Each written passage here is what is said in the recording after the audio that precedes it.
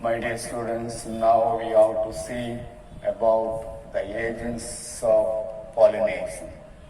For cross-pollination, some of the agents are very essential, and those agents will transfer pollen grains from anther and deposit the pollen grains to the surface of the stigma.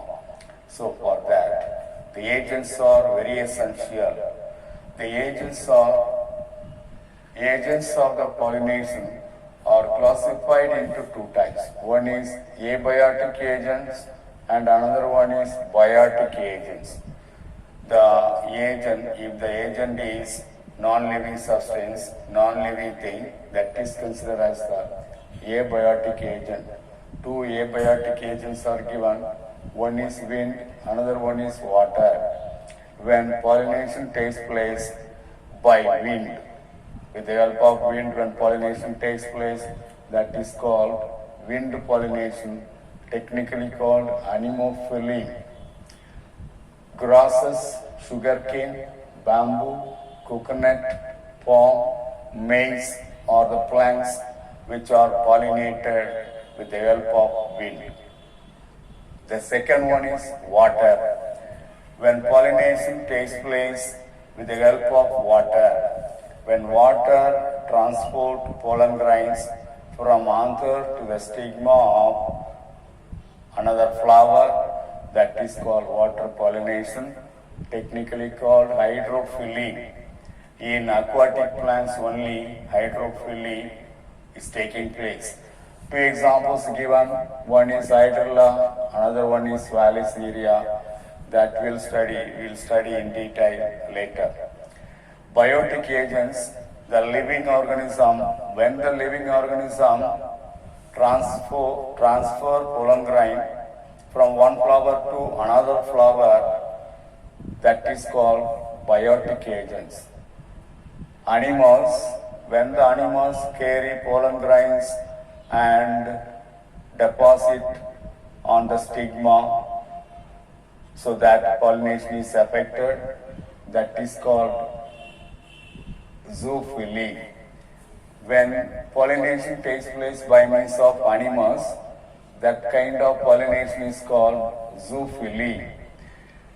In most of the cases, in most of the flowers, insect pollinate the flowers.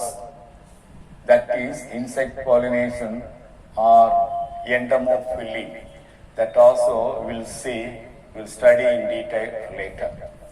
Now we'll pass on to the characteristic feature of anemophilous flowers. Anemophily means the phenomenon of transfer of pollen grains from one flower to another flower by means of wind, that is called anemophily. The flowers which is pollinated by wind is called anemophilous flowers. These are all the characteristic feature of anemophilous flowers. Number one, the flowers, anemophilous plant will produce flowers. Those flowers are pendulous, hanging down, as in the case of catkin inflorescence and spike inflorescence. In these two cases, sessile flowers are produced in bunch in the form of inflorescence. Here, the inflorescence is hanging down from the branches in the catkin inflorescence as well as in the spike inflorescence. Second one, the inflorescence axis.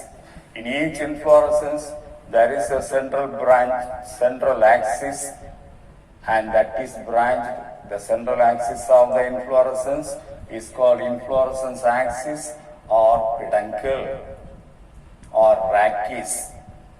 And the inflorescence axis is very much elongated so that will show the inflorescence at the top of the plant in order to receive the pollen grains. Then third one, perianth is absent. In the flowers, only perianth will be produced. Perianth is the undifferentiated structure of calyx and corolla. Such an undifferentiated structure of calyx and corolla, we say it is the perianth. Perianth will be absent in the anemophilous flowers, or if the perianth present, highly reduced. They will be highly reduced. Fourth point, flowers are colorless, not scented, not secrete nectar. They are very small and inconspicuous. The flowers are not attractive, not colored, and they won't produce any sweet smell. And they will not secrete nectar. Nectar is the juicy substance secreted at the bottom of the flower that will be absent. The flowers, in all the cases, they are very, very small, inconspicuous. Stamens are numerous stamens, plenty of stamens are produced with long filament, and that is exerted and versatile. Exerted means when the stamens are facing outside the flower, the stamens, when they are produced and facing outside the flower, that is called exerted. Versatile, when the filament of the stamens are fixed with the anther exactly at the center so that the anther can swing freely, that is the versatile. Sixth point, enormous amount of pollen grains will be produced. In the wind pollinated flowers, most of the pollen grains will be wasted. Only some of the pollen grains will bring the pollination to effect. So, it is must to produce all the anemophilous flowers are in a position to produce more amount of pollen grains, enormous amount of pollen grains, thousands and thousands of pollen grains will be produced in the flowers. That is the enormous amount of pollen grains produced. Next, the pollen grains are very minute, light in weight, dry, so that the pollen grains, all the pollen grains can be carried by the wind from one place to another place, from one flowers to another flowers for a very long distance. So that's why pollen grains are produced in light in weight, dry condition, and the pollen grains are very minute. Maybe in some cases it is microscopic. Then anthers burst violently in Eutricha. In the case of Eutricha, the anthers burst violently so that all the pollen grains will be scattered for a distance, for many distance, so that will be very helpful for pollinating the anemophilous flowers very easily. Then stigma, large, long, protruding, branched and feathery. The stigma is the male reproductive part of the plant.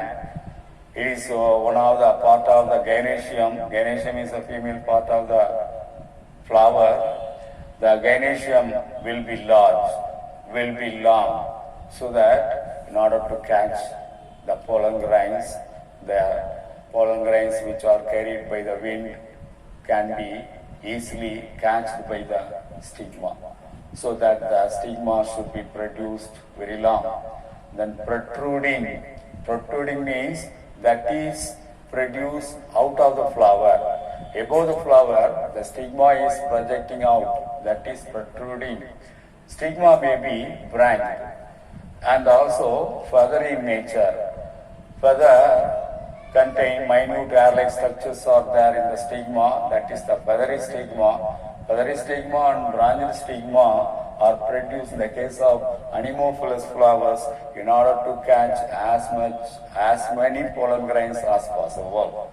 That is the nature of the stigma: large, long, protruding, branched, feathery.